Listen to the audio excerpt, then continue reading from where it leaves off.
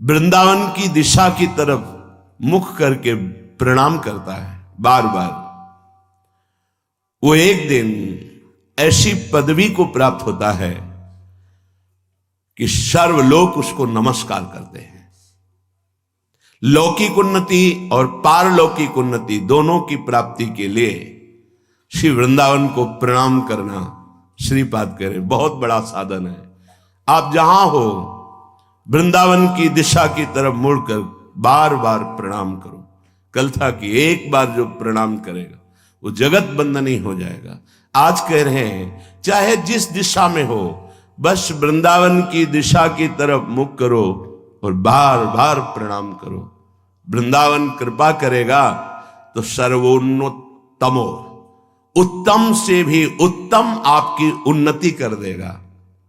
सच्ची मानिए, सबको यही आश्चर्य होता है कि ऐसा कैसे हो सकता है, पर जो नहीं हो सकता है वो भी हो सकता है, जो हो सकता है वो तो हो ही सकता है, जो बिल्कुल नहीं हो सकता वो भी हो सकता है। ऐसा होता है कृपा का स्वरूप।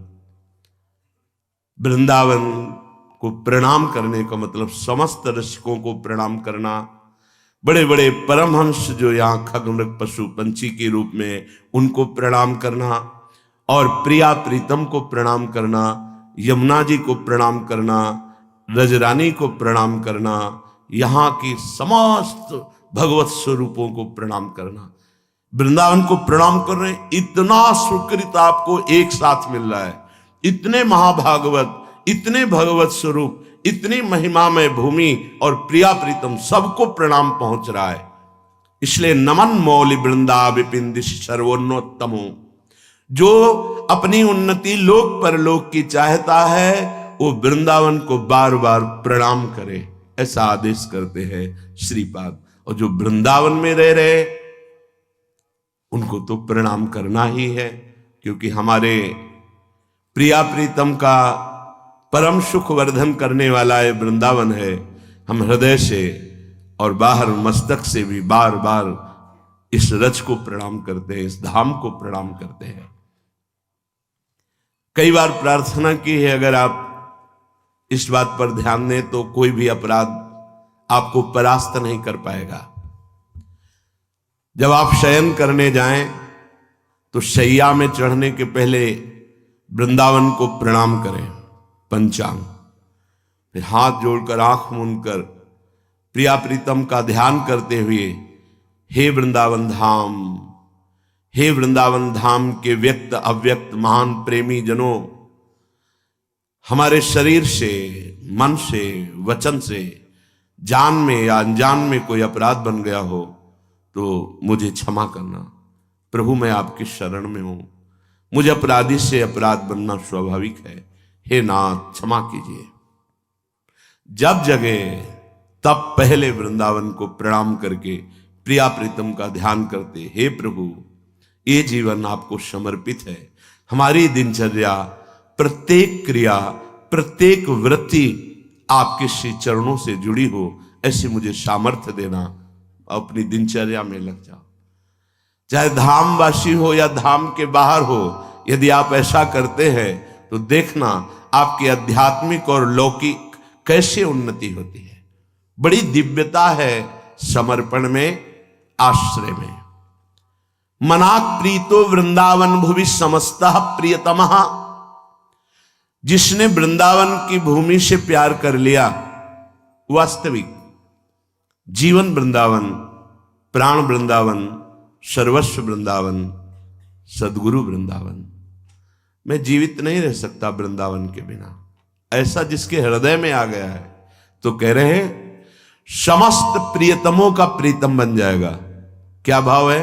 समस्त प्रियतमों के प्रीतम है प्रियालाल, वो प्रियालाल का प्रीतम प्यारा बन जाएगा। प्रीतम माने तो सर्वश्रेष्ठ प्यारा, वो प्रिया प्रीतम का लाडला बन जाएगा जो वृंदावन से प्यार करेगा।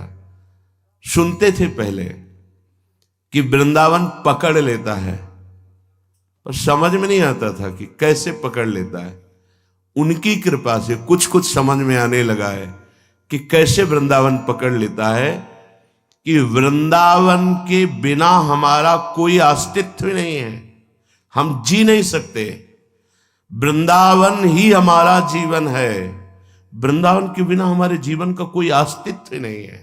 ऐसे पकड़ लिया, सोच नहीं। जैसे हम बिना श्वास के नहीं जी सकते, हम जैसे बिना जल अन्न आदि के बहुत दिनों तक प्राण धारण नहीं कर सकते, ऐसे वृंदावन के बिना हम जी नहीं सकते। जैसे श्वास थोड़ा समय, कितने सेकंड रोक पाओगे, इसके बाद प्राण निकल जाएंगे। ऐसे ही जैसे मछली को जल से कितने समय तक अलग कर सकते हो, वो प्राण छोड़ देगी। ऐसी प्रीति हो जाए वृंदावन से, तो कह रहे वृंदावन क्या करेगा? समस्त प्रियतमों का प्रीतम बना देगा। समस्त प्रियतमों के प्रीतम है श्यामा श्याम, मतलब श्यामा श्याम का वो प्यारा ऐसा लाडला हो जाएगा कि जैसे भगवत रसिक जी कहते हैं, अगर एक पलक झपकने को भी मैं सेवा में हूं और नहीं देख पाए तो भगवत भगवत पुकारने लगते हैं। श्यामा श्याम कहाँ है भगवत रसिक जी? भगवत रसिक जी ने अपनी वाणी में लिखा कि अगर पलक झपकने के लिए भी इधर उधर सेवा में हो जाऊं तो पुकारने लगते, कहाँ है? क्यों?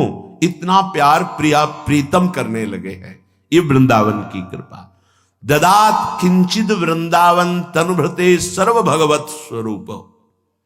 यदि वृंदावन में वास करने वाले की थोड़ी भी सेवा, ददात दान, जैसे वृंदावन अखंड वास कर रहा है, वस्त्र की सेवा कर दी, भोजन की सेवा कर दी, भगवान ने व्यवस्था करी है तो वास की सेवा कर दी। ये देखा जीवन में वृंदावन वास करना बहुत कठिन है। कल किसी ने प्रश्न किया कि आपका ये बहुत छोटा एकांतिक का स्थान आप बड़ा क्यों नहीं बनवा लेते? आज जो तुम 25 बैठ के सुनते हो तो 25 लाख बाहर सुनते हैं, और सबकी बुद्धि में जो फर्क पड़ रहा है उसका कारण है अध्यात्म। केवल अध्यात्म कभी बिकता नहीं, जो बिकता है उसे अध्यात्म नहीं कहते। धैर्य पूर्वक चलना, ये जो साधकों की जीवन व्यवस्था में श्रीपाद कह रहे हैं, ददत किंचित वृंदावन। अगर थोड़ा भी कुछ है, तुम्हारे पास 4 रोटी की व्यवस्था है, एक रोटी किसी वृंदावन वासी को पवा दो, ऐसी व्यवस्था। अगर आपको व्यवस्था है, सर्दी का समय है, 4 कंबल ले आए किसी ऐसे जो सो रहे फुटपाथ में, जिनके पास ओढ़ने के लिए नहीं, जिनकी व्यवस्था, किसी एक वृंदावन वासी की सेवा हो जाए तो बोले तनुभृते सर्व भगवत विभूतेर भागीशो भवति जगताम तद्भृति परा। वृंदावन वास की व्यवस्था सीधे प्रियालाल की प्राप्ति। ये जीवन धन के लिए नहीं, प्रियाजू के लिए। हाँ,